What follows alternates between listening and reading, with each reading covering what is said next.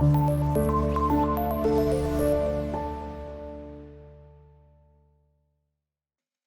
वालेकुम students, welcome to इल्म की दुनिया। स्टूडेंट्स, आज की इस वीडियो में हम unit number 1 light in the night की एक्सरसाइज A3 करेंगे, जिसका टॉपिक है रेफरेंस टू कॉन्टेक्स्ट। तो स्टार्ट करते हैं आज की वीडियो। स्टूडेंट जल्दी से अपनी बुक्स ओपन कीजिए, पेज नंबर 11 पर आप देख सकते हैं एक्सरसाइज है A3 रेफरेंस टू कॉन्टेक्स्ट। इसकी स्टेटमेंट क्या है? Answer the following is reference to context.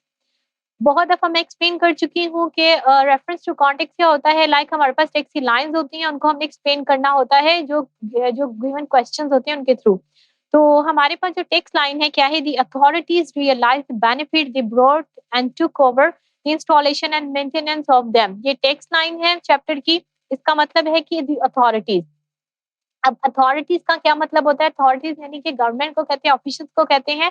उन्होंने यानी हुकूमत ने महसूस किया। रियलाइज्ड, रियलाइज जो है वो वर्ब है, सेकंड फॉर्म यूज है यानी कि पास्ट इंडेफिनिट टेंस है। यहाँ पर दी अथॉरिटीज यानी कि हुकूमत ने महसूस किए द बेनिफिट्स, फायदे। दे ब्रॉड यानी जो यहाँ पर स्ट्रीट लैंप्स के बारे में बताया जा रहा है कि स्ट्रीट लैंप्स की वजह से जो है उनकी वजह से बहुत से फायदे जो हैं वो हुकूमत को पहुंचे। मतलब हुकूमत को ये महसूस हुआ कि उसकी वजह से बहुत से जो फायदे हैं वो लोगों को हुए हैं, वो लाए हैं। And they took over the installation and maintenance of them. तो लिहाजा उन्होंने क्या किया? टूक ओवर, जिम्मे ले लिया इनके जो है जो स्ट्रीट लैंप्स है उनको नस्ब करने का काम अपने जिम्मे ले लिया, और उसके अलावा जो है मेंटेनेंस मेंटेनेंस यानी कि उनकी देखभाल का काम अपने जिम्मे ले लिया। अब यहाँ पर कुछ क्वेश्चंस दिए गए हैं जिनको हमने आंसर करना है। First question is what is meant by the authorities. अब स्टूडेंट्स, अथॉरिटीज का मीनिंग मैं आपको बता चुकी हूँ कि अथॉरिटीज का मीनिंग होता है गवर्नमेंट। ठीक है, तो यहाँ इसका मैं मीनिंग इसका जो मैं आंसर लिखूंगी, क्वेश्चन नंबर 1 का आंसर है the meaning of authorities is government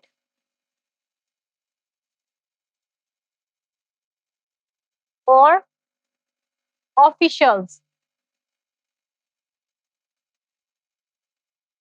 ठीक है students, next question is what were the benefits of having street lamps. यानी स्ट्रीट लैंप्स की वजह से लोगों को किस तरह क्या फायदे हुए थे? क्या लिखा हुआ है? व्हाट वर द, क्या फायदे, मतलब व्हाट वर द बेनिफिट्स, क्या फायदे थे ऑफ हैविंग स्ट्रीट लैंप्स, यानी लोगों को स्ट्रीट लैंप्स की वजह से क्या फायदे हुए थे। तो यहाँ आंसर होगा द पीपल could सोशलाइज। उनकी वजह से लोग जो थे वो इजीली सोशलाइज यानी कि बाहर जा सकते थे, लोग गैदरिंग में जा सकते थे, लोग जो है एक दूसरे से मिल सकते थे, घरों में जा सकते थे, इवन पार्टीज वगैरह अटेंड कर सकते थे। तो इसकी वजह से है वो बहुत सेफली अपने घरों से बाहर निकलते थे स्ट्रीट लैंप्स की वजह से। तो यहाँ लिखेंगे पीपल खुद, खुद जो है हम पास्ट एक्शन के लिए शो करते हैं, उसके साथ जब खुद यूज करेंगे ये मॉडल वर्ब होता है, उसके साथ हम जो है वर्ब की फर्स्ट फॉर्म यूज करते हैं। पीपल खुद socialise and conduct their business। इस तरह से वो अपने जो बिजनेस है वो भी कर लिया करते थे, अपने काम कर लिया करते थे, और एक दूसरे के साथ वो जो है वो मतलब सोशल गैदरिंग में भी वो इन्वॉल्व रहते थे, और सोशल गैदरिंग्स को भी अटेंड कर लिया करते थे स्ट्रीट लैंप्स की वजह से। तो क्या आंसर है? People could socialize and conduct their business. ये हमारे पास फर्स्ट टू यानी कि जो था A part reference to context का, उसके दो आंसर थे जो कि मैंने आपको लिख के बताए। नेक्स्ट हमारे पास जो टेक्स्ट लाइन है बी पार्ट की, that is there is no more going there is no more going the runs to trim by daylight, no more dripping down of the oil on the heads and the bonnets of ladies and gentlemen when one feels in spirits. Any low fellow can light a gas lamp.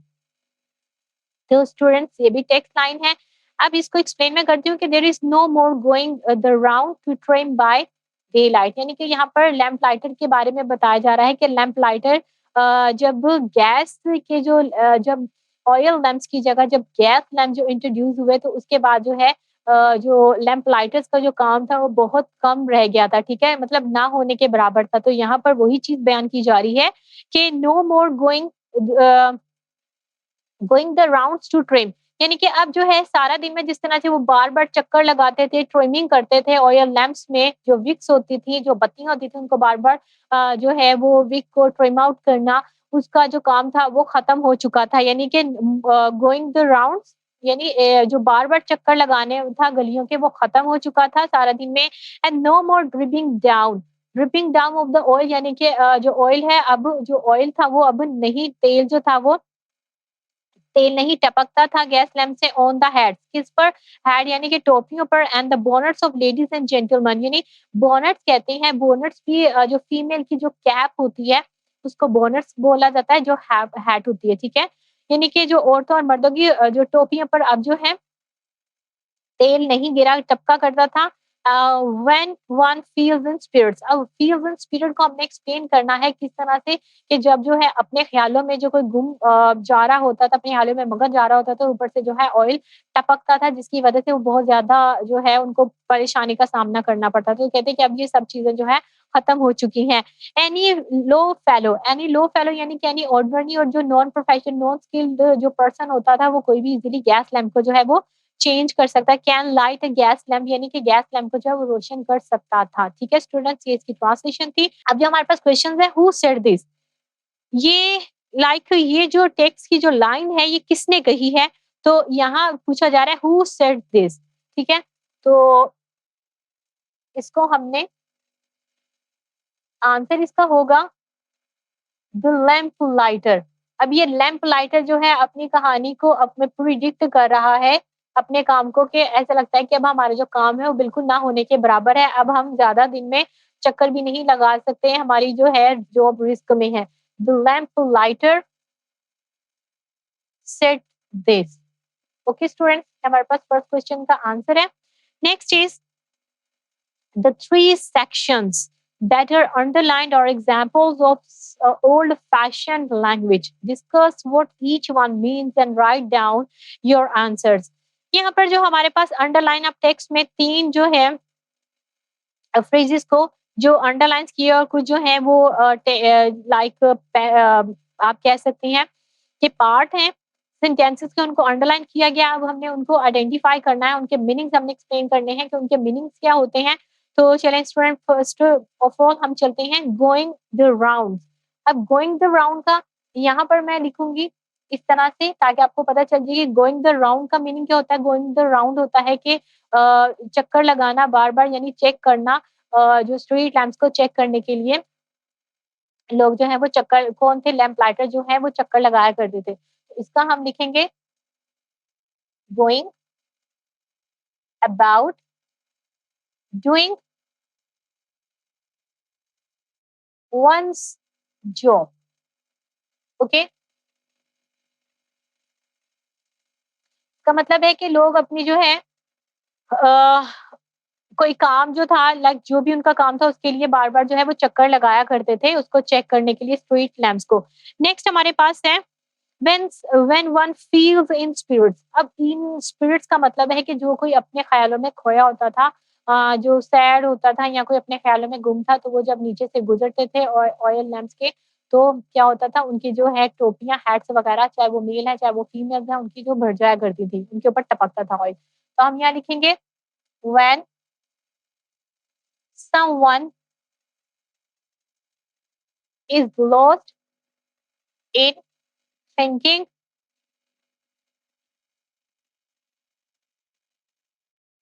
or feels sad। ठीक है, जो कोई like sad हुआ करता था या अपने ख्यालों में गुम था, तो इन लोगों के ऊपर जो है वो ऑयल जब गिरता तो उनको जो है बहुत ज़्यादा इरिटेशन होती थी। नेक्स्ट हमारे पास जो पार्ट है वो क्या है? एनी लो फेलो। एनी लो फेलो यानी कि लो यहाँ पर कहा गया है कि non professional any ordinary person. ठीक है, यहाँ हम लिखेंगे एनी ऑर्डिनरी, यानी कि गैस लैंप को जो है वो लाइट करना, उसको जलाना, जो रोशन करना अब मुश्किल काम नहीं था। Any ordinary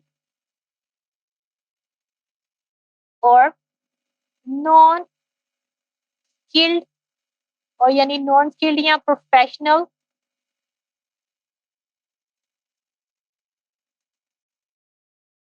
person. ठीक है, तो ये जो था हमारे पास 3 पार्ट्स थे, उनको उनको इस तरह से अपने आंसर देने हैं। तो स्टूडेंट्स हमारे पास ए में 2 क्वेश्चन थे, बी में भी 2 क्वेश्चन थे, ठीक है? तो ये हमारी एक्सरसाइज A3 थी जो कि रेफरेंस टू कॉन्टेक्स्ट से मुताल्लिक थी। इसमें मैंने आपको जो है क्वेश्चन के आंसर बताए। आई होप कि आपको समझ आ गई होगी। तो स्टूडेंट्स अपना ख़्याल रखिएगा। नेक्स्ट वीडियो में नेक्स्ट एक्सरसाइज़ेज़ एक्सप्लेन करूँगी। अल्लाह हाफ़िज़ स्टूडेंट्स।